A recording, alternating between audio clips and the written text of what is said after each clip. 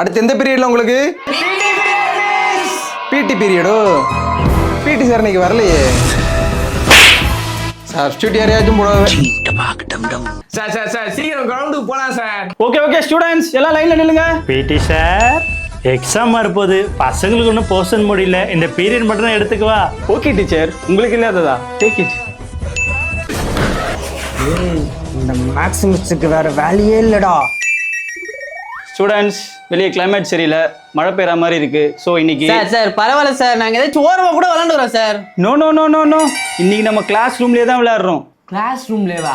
என்ன game? Oh pillar captain pillar lazy boy. அப்பாடா ஒரு வழியா நம்ம கிரவுண்டுக்கு வந்துட்டோம்டா. அவ்வளவுதான் இன்னைக்கு.